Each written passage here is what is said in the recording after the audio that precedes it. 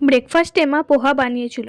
পোহা খেয়ে রান্নায় লেগে পড়েছি। পালং শাক রান্না করছি, এপাশে মা মাছের ঝোলের জন্য সর্ষেটা একটু বেটে দিচ্ছে। পালং শাক রান্না করে আমি স্নানটা করে নিলাম, দিয়ে জামা কাপড়গুলো মেলে নিয়েছি। যাই হোক, বেশ কদিন পর রোদটা আজকে একটু কড়া দিয়েছে। একটু রোদটা গায়ে নিয়ে পুজোটা দিয়ে নিচ্ছি।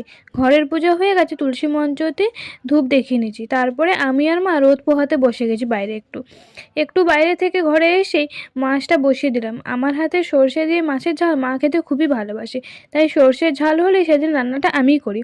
তো মাছ রান্না কমপ্লিট হয়ে গেছে। একেবারে শেষে ধনেপাতা কুচি, কাঁচা লঙ্কা চেরা আর একটু সর্ষের তেল দিয়ে ঢাকা দিয়ে রেখে দেবো। এপাশে মা মাছের তেলের বড়া বানাচ্ছে, আর আরেক দিকে আমি চাটনিটা বানিয়ে নিচ্ছি। এ দেখো, চাটনিটাও কিন্তু আমার কমপ্লিট হয়ে গেছে, আর মা এপাশে বড়াটাও কিন্তু ভেজে নিচ্ছে।